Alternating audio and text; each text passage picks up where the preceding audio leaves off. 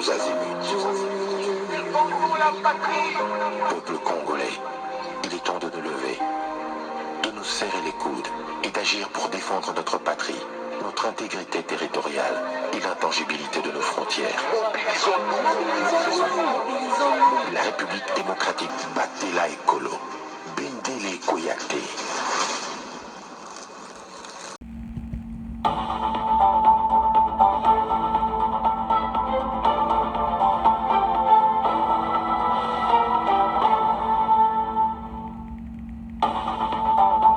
Bonsoir, bonsoir, bonjour, c'est Congo News 24. Bande Konanga, comme toujours avant de commencer notre émission, nous disons merci à Dieu. Nous disons merci à nos chers abonnés et téléspectateurs qui nous suivent partout dans le monde et en RDC. Bande Konanga, soyez les bienvenus. L'émission d'habitude sur l'ensemble, Masolo Yamboka. À la une chez téléspectateurs, Bandeko, Obalubake Yindi, les chiens qui nous dirigent pendant 18 ans, c'est la fin. Fati va signer le référendum Kalate. Alors, à l'obéli bao nyonso, Rwanda va beli liboma, Kinshasa va beli liboma, et puis, ba oyo, ba tcheki mbwana bango, mawatu. Pendant 18 ans. Alors, Togoyoka, le chef de l'État. On va parler de Léopard P. Masolo Kitoko. Ce n'est pas la fin d'un cycle, c'est le début de quelque chose. Alors, Aminemboui. Hey! L'annonce est quoi? Victoire de FARDC Aminemboui contre RDF 123. Alors, Banamboka. Tous à la connecter, peut-être développer une émission. Chers téléspectateurs, émission de M. Bandi et commettant tout cela ensemble, Masolo Yamboka. Bande ko toko bande émission na biso directement toko kende na Houston à Texas. Et pas wapi Léopard beta ki match na ya salaki biloko kitoko. Alors comment na balobi ezano ka le débit. Ndebo mona Léopard neka bo mona wana toko gagner peu moment toke na deuxième round. Donc, je vous dis la vérité. Motivation va jouer à gagner Portugal. Peut-être vous connaissez, peut-être vous ne connaissez pas. Portugal ne besoin monawana. Milieu du terrain, Paris Saint-Germain. Zo attaque. Zo bazar ba joueur. Kaka Ronaldo te. À part Ronaldo ba joro ba tikali ba Fernandez bango nyonso. Ba beta na Manchester. Donc, il y a une grande équipe. Quand il y a un match, il y a une motivation pour jouer, une qualité pour jouer là-bas. Et il y a une balle là-bas. Voilà, et l'autre, il y a un Congolais. Et maintenant, tous à la cima équipe. Bino bo nyonso nga opposition, nga boye tozo na pona, era ngoy. To supporter yango oyo mokonza mboka bel bo supporter bana mboka bo kende na match bonde ko bazana États-Unis bo kende passe to ko na niveau ko pesa ba nyoso plaisir mboka ezalaki na ghetto pendant 18 ans. Toyebisika ka bango mo kaka na mbwa bati bo pesa biso bokero bomba bilo na biso. Match is grave. Totan. Tozala katio ande Léopard bazobi na fimbu na bango après ko tchabi wana. Après moi satanga tchebi ba commune serre de photo ba Léopard, ce n'est pas la fin d'un cycle. C'est le début de quelque chose. Effectivement, toko koma quelque part. Même équipe nationale pendant 18 ans, baza occupé en hôtel. Non, occupé en. Donc, baotika bisoka nengo na ba talent qui toko na RDC, donc mawatru, mais mboka est changé. Bon, bazo réveil et taliban. Tolanda extrait oyo, bongo to avance. Un match, une émotion et tout un pays en liesse. Le nul décroché par la RDC face au Portugal a fait vibrer toute la nation et déclenché une véritable vague de célébration à travers le territoire. À Kamina, dans la province du Olomami, l'ambiance était électrique. Groupe des jeunes, familles entières et supporters vêtus aux couleurs nationales ont envahi les rues, chantant, dansant et célébrant avec ferveur ce moment de fierté nationale.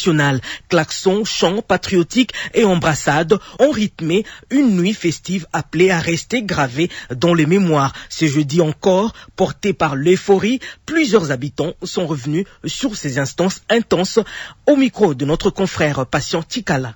Nos léopards ont aujourd'hui des moyens de rivaliser maintenant avec des grandes nations du football mondial. Vous allez comprendre avec moi que la RDC a failli créer même l'exploit en seconde période grâce à nos pressings. Les léopards ont réalisé une très bonne prestation encourageante face au Portugal. Avec un peu plus de réalisme, la victoire était même possible. Les léopards ont fait montre de la vaillance et de la résilience, comme l'a évoqué Yohan Wissa après le match. La RDC a montré un visage très séduisant face au Portugal. Mais les léopards ont répondu présent avec du caractère, ce que j'ai beaucoup aimé, la force, la discipline, surtout beaucoup d'engagement. Le Portugal a montré sa qualité technique et son expérience du haut niveau. Cependant, la RDC a su revenir au score grâce à sa détermination et à son organisation. La RDC a prouvé qu'elle pouvait rivaliser avec les meilleurs. Ce match nul a le goût d'une victoire pour le Congo. Ce match a aussi uni le peuple sur les réseaux sociaux. On ne parle plus du tribalisme, on ne parle plus de guerre, on ne parle plus de politique, mais c'était un peuple qui était fier. La RDC a montré que c'était une nation de football. Avec ces visages que nous avons vus, nous pouvons encore espérer le meilleur dans cette Coupe du Monde.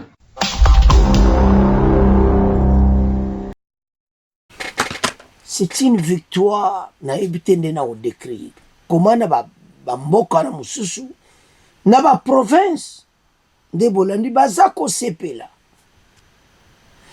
Kinshasa kotanga te na ba province nyonso tozolanda équipe nationale. Nous sommes un grand pays. Biso za éléphant. Donc bon tout bazako sakana biso ba sakana biso lisusu te. Pays bimi na ghetto. Kaka Coupe du Monde oyo toke nango. Wabandoki ya Congo ba bino kati boko avancer na deuxième round. Mais war bo pesa bango force. Tambo critiquer. Bandeko makambo za kitoko. Ba léopard mbala o ba ko sala makambo kitoko o sepelisa ba Congolais. Parce que le plaisir que j'avais même pas pour les matchs. Mais le plaisir où les Congolais comme nango, lingi mboka na bango. Pourquoi? Parce que Fachi on peut ça te poser mboka. Et c'est sengo komona koma Congolais comment sepela makamba ya biso nyonso bazana kati. Mais les bosso so tali mboka na biso mawa na kati ya libulu ale bakundi yango. Omonde to bimie. Nanu bobe liboma tetoke kana pona. Fachi alobi na Kigali bazo bela liboma. Na Kinshasa babeli liboma. Nzambe na ngai. Pana 18 ans bache mbwana bango. Ah non. Bandeko, tote sous place tozala kite. Et je sens le plaisir d'être Congolais à ce moment. Nera oloba no ka plaisir que parce que ça Congolais. Chers téléspectateurs, tout l'équipe a tant moko difficile. Mais il est temps. Congolais, nous ça se souvenir. Était notre pays. Tout l'équipe a tant mokamabe. Parce qu'on avait fait un mauvais choix. On avait dit que y a l'ongwane moutinho soit à côte na Mobutu Akini. Voilà. Mais pour le moment, pays est zongi na maboko na biso. To récupérer mboka. Mais tika sikoto bimisango nyonso na kati ya place ba check. Donc on dirait qu'il va maudire biso et descendre pendant 18 ans.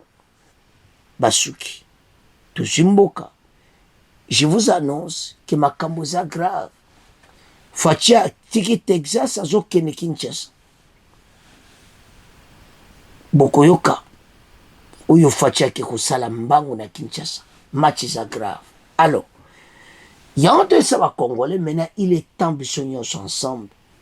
Match ami balé à Colombie, c'est à 3 h du matin. Tout ça le faut. Bino bato bozala USA bo traverser tina Mexique. Pour match wana, tout gagner. Alors, Baramboka, voilà des makambo zokini. En tout cas, to tiki po na maboko na mino, to ke na po ya mbwa. Pourquoi ba tchaki mbwa? Peut-être ba otoba quand c'est insulté. C'est parce que mbwa alandaka maître na ye. Mbwa baza ko utiliser nde balingi. Mbwa kene bwaki. Pesa bwaki. Parce que le pays était dirigé par le Rwanda. Peut-être vous connaissez, peut-être vous ne connaissez pas. Il y a un ba beli liboma. Faut-il récupérer mboka na ye. Ba américain peut être très sage na masulu.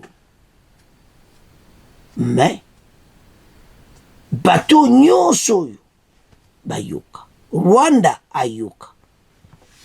Parce que nous on avance et les pays ont changé. Comme un niveau na force moko au même yo croire à moti. L'ennemi a kokima. Ya onto saba congolais et tenatant za biso nde ba vainqueur. Pays na biso le monde comme tala mais ezalaki na kati ya ghetto. Dirigé par Ouazago dirigé pendant 18 ans, Bachemboka na kati ya libulu. Mais lelo bato ben insulte alors que balobi makambo za vérité. Mona mbwa ba utiliser kaye. Quand on a dit ça, on n'a pas des insultes. On a dit ce qui est vrai. Que pays zalako tambola ndenge wana. Pour Congolais comprendre, ah, mbokande zalaka, do bato to kebana bango, oui, kebana bango. Fatia lobine vérité, pour bato wana bato kebana bango, ba bato mabe. Alors, maintenant en Europe la place. Tout ça quoi avancer dans ces pays. Tango, tout ça là makambo et belé ba osongo dina na doute, mais bien que les pays ça quoi avancer na vitesse de croisière. Et vous allez voir comment Plasium et pas trop comme. Bandeko, les pays étaient menacés pendant 18 ans. Et des années. Passe n'a passe. Autant la côté difficulté. Peuple a vécu dans la misère. Mais entre-temps, Batumoussou a bénéficié de milliards de dollars. Et ça, Malibanda. Yibi après Bakena au Rwanda. Ça fait mal. Il y a un autre chose qui s'abandonne. Que mettons-nous ensemble. Que ma kamami toko salama na mboka. Mboka oeke liboso. Alors, maintenant, na niveau to komi pour le moment, ba pays wana nyonso baza kolenga, ba olenga. Parce qu'ils savent que nous avons des ressources. Et ça les volo mutebomi biso koyiba tout ça. Hein? Ba minere so kota illicite ma par Rwanda donc biloko na teza manque à gagner ça la passe. Mais pour le moment, je vous assure que direction tozanango match est grave. Alors to tiki totanga d'abord yango parce que ndenge zawana makafacha lubeza asul to yoka yimo fachi comment bateau ba utiliser ki mbwana mpona ko ba manipuler mboka bon auto avance. Au Texas, le discours très politique du président de la République devant la diaspora congolaise. À Houston, la soirée devait rester positive, mais après le nul historique 1-1 de Léopard face au Portugal en Coupe du Monde 2026 de football, le président de la RDC a pris la parole devant la diaspora congolaise. Le ton est vite devenu politique, parfois très offensif avec des mises en garde, des accusations, une allusion à peine voilée. Les chefs de l'État congolais visaient Kigali. Ses soutiens, le colère complice, sont devenus fous, a-t-il lancé, appelant les Congolais à l'unité. Pas c'est bon, tout va compagnie fou. Alors, il est ensuite revenu sur l'histoire récente du pays, évoquant la chute du régime de Mobutu en 1997, puis l'assassinat de Laurent Désiré Kabila en 2001. Selon lui, les ennemis se sont alors infiltrés pour installer leurs chiens qu'ils pouvaient exploiter. Une formule qui vise, sans les nommer, son prédécesseur au pouvoir. Alors, voilà. Il a rappelé que l'époque à l'essentiel était, selon les mots que les reins changent de produire, insiste, alors que l'opposition accuse Félix Tshisekedi aujourd'hui de vouloir à son tour se maintenir au pouvoir au-delà d'un deuxième mandat. Et que ça, parce que ndinga zawana zo kita Kinshasa, azoke ko signer référendum. Et on a zonga mbang. Loi référendum et c'est simbena. Alors, tant azolo baki batiaki mutuna bangwana pendant 18 ans mbwana bango. Mais c'est parce que bis makamunyon so kabila zeko sala ezaki dicté par le Rwanda. Donc on n'avait même pas un pays. Et comment le la gouverneur. Donc tout ce que nous allons faire à Kinshasa, il faut être dicté par Kigali. Et voilà. Basuki mabe. Basolukandene au bon sa dossier basu bate. Et voilà ce que nous allons faire. Alors bandeko, makambo est grave, mais tout le monde le chef de l'État, bon auto avance.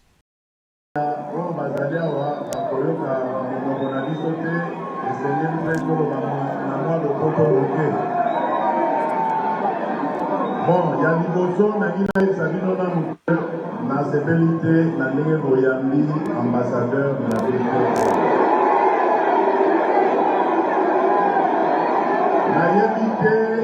Nayebi te eloko nini bozali na yango ya korevandike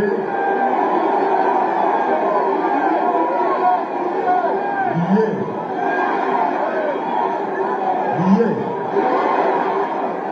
ezali ete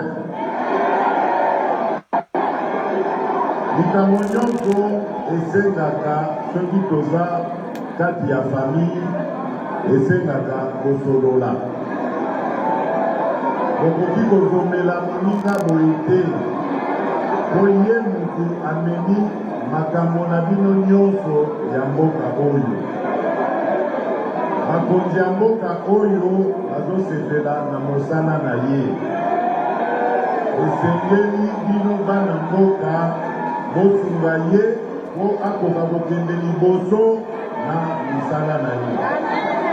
Bamona ke na communauté na ye bandeko na ye balingi ye.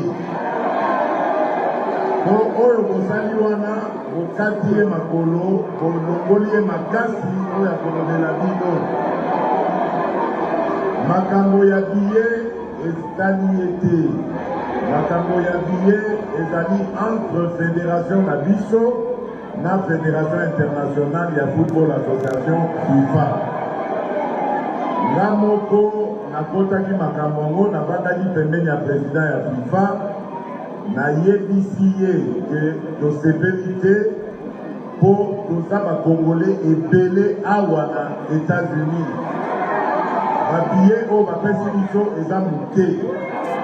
Akamwe alobi ya bon bakongolais bazaka ebele awa ngabi me baza ebele koleka baportugais ozomona na stade. Donc eza kaka likambo ya communication omoni kaka bango ndenge bazalaka balingaka toujours kozala na bapréjugé makambo na biso ezalaka kaka mabe biso nde tobelaka kaka ebola biso nde kaka toza na makambo ya mabe me touti kolakisa bango na baleopard na yango naza koyebisa bino boye bana mboka likambo oyo esalemi lelo ce n'est qu'un début. Bitumba na biso ezalaki ya kobimisa Congo na libulu oyo batiaki yango.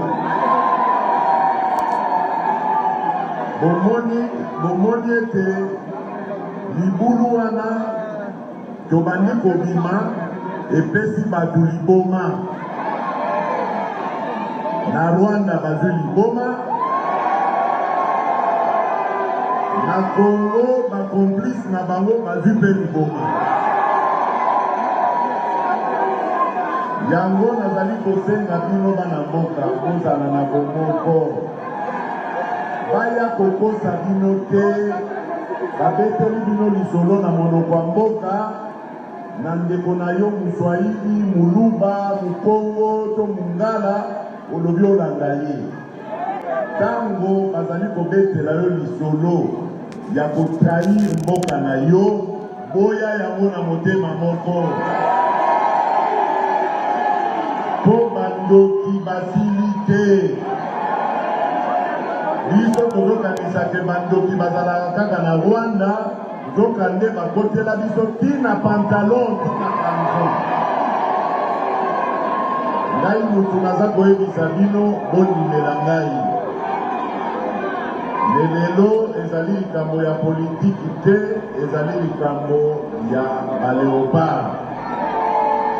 Baleopard basali biso esengo.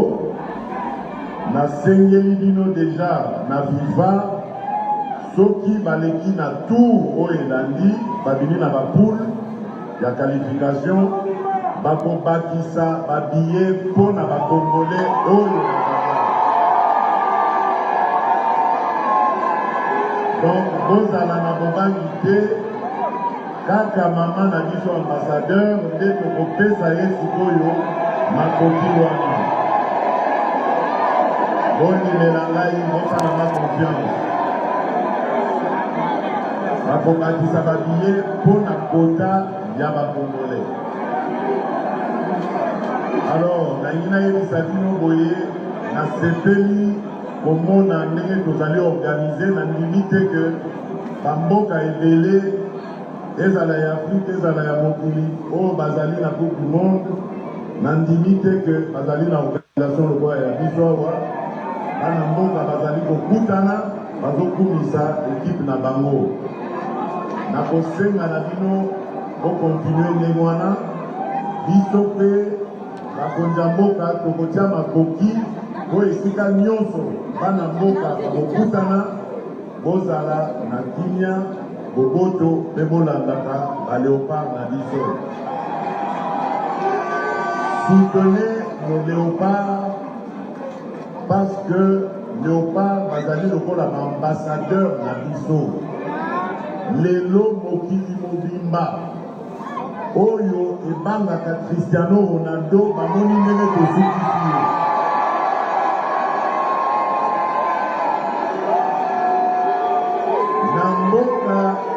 Na mboka oyo eza na bitumba bokosana yango te.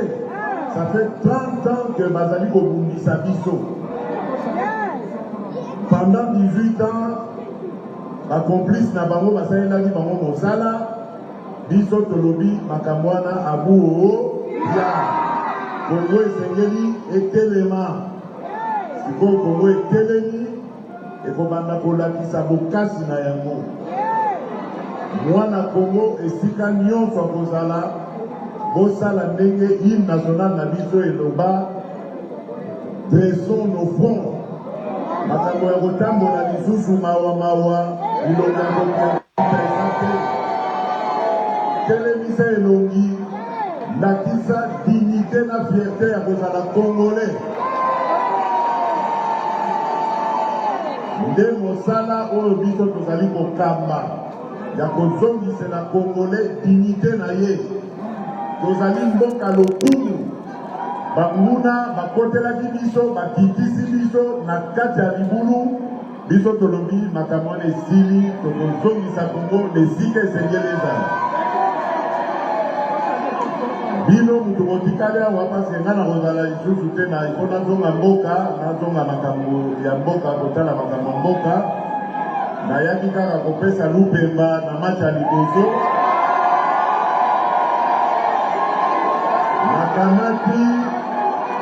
Nakamati lupemba wana na pesi no.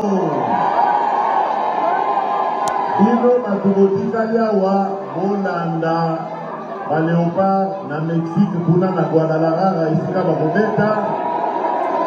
Bolanda baleopard na Atlanta esika bakobeta. Bokotia bamakoki po ete bokoka kodeplase. Po esengeli bosunga bana na biso. bisika nyonso mwana ya mboka azali kobundela ekolo esengeli peuple congolais asunga ye ndenge tozali kosunga baforces armées na biso lelo bazali kobeta bibotu na banguna naza na kondima ke na mikolo ezali koya Kongo nyonso ekozala libere bandeko na biso oyo lelo bazali kosala feti na Goma oyo bazali kosala feti na Bukavu tokosangana na bango tozonga elongo banguna bakotelaki biso tozwi sikoyo mayele wana esengeli totonga eloko moko ya monene pour que plus jamais que le Congo ne retombe encore dans ses aventures. Pour Salaka distrait, tant au régime et à Deuxième République et Sili, dit que le bien non, l'essentiel est ici là. Attends moi pour que ce qu'il faut moi y a pour diriger du son Ayakaka. Donc bana maloba wana. Tant au Colombie yango malheureusement le Fongoli nzela na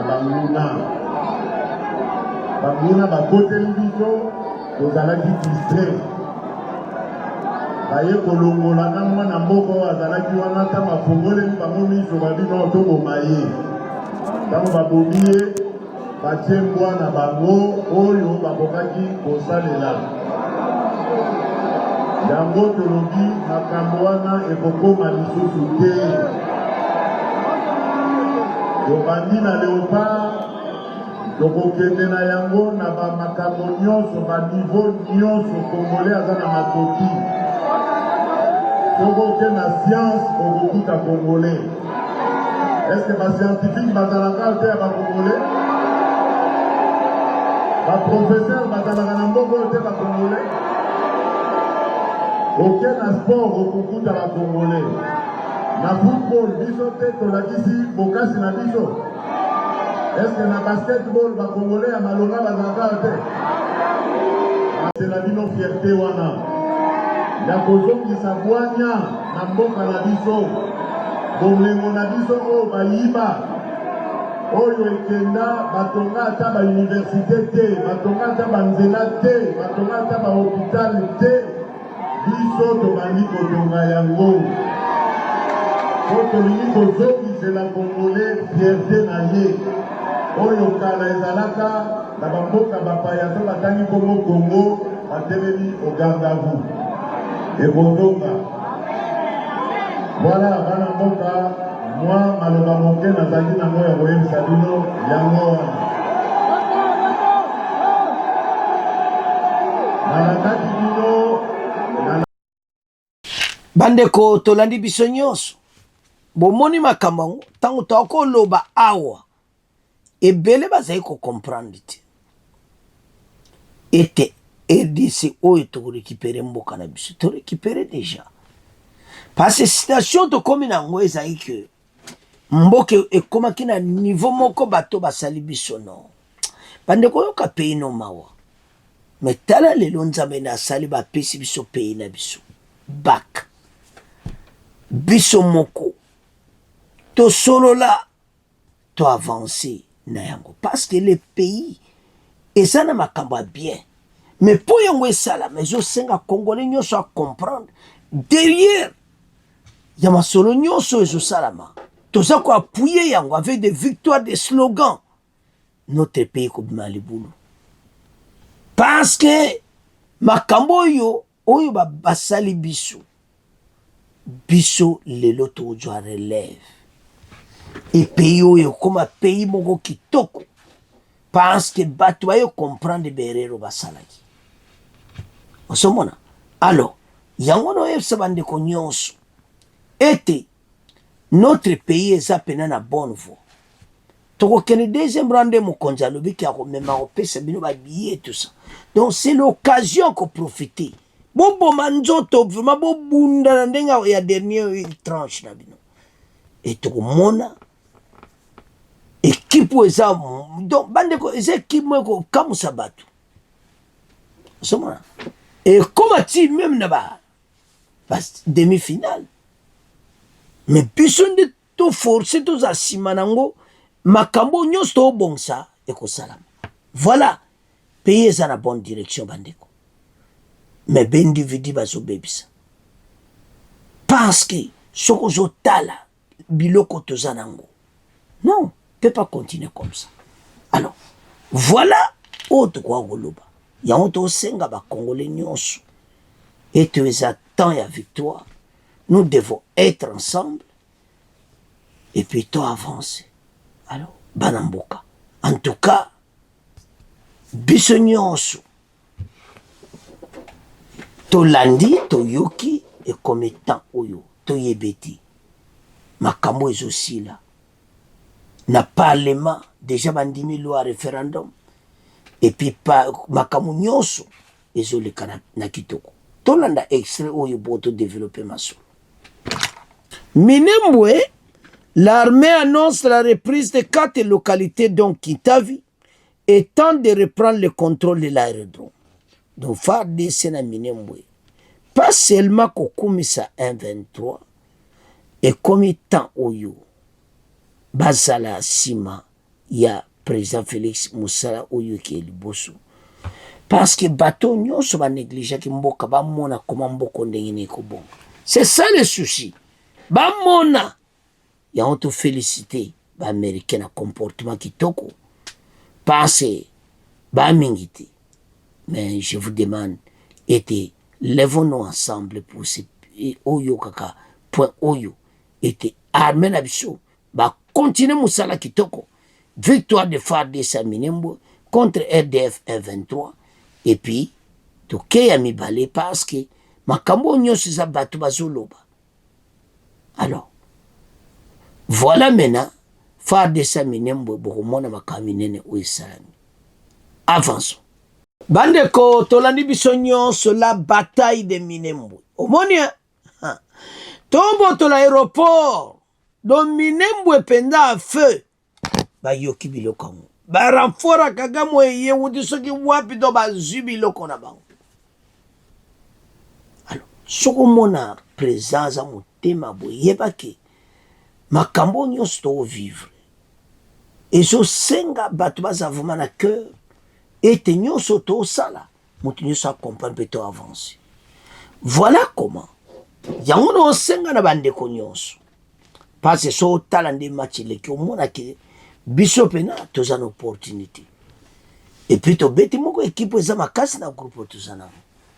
Donc et comme à tel point que ndeto kenango musale za kitoko passer mais bon na muso baza ko sala ka défense ba ko koma ko attaquer. Alors tant nzele ko mwana ke batu ba avancer et nous allons aller. Ya on senga na ba congolais nyonso. Levons-nous ensemble comme un seul homme. Et puis tu avancer na ça alors là on a osenga et ça que bande ko belé basi ko comprendre te mais na ba comprendre que mukonza mboka ayena mission mboka tango biso to olo bango banda kale belé baza ko contredire biso le to komia monde facha ga masolo et mena bitumba ko sakana te ko koma alors toujours ga Minembwe après to kei kuna epa bango basa alors voilà bandeko 1-23 yebela parce que station tozarango eza ko sakanati. Alors banamboka en tout cas to comme na fait mission Minembwe et a libéré makamunyo sur ma village oza okip to récupérer donc tant to benga na bato na Minembwe sikivu kalate tozana 4 aéroport tozana 4 ya masola minene to koma pe makambo za na bien. C'est assez pour te clôturer mission. Bon, continuez qu'on s'abonne. Au revoir. À la prochaine.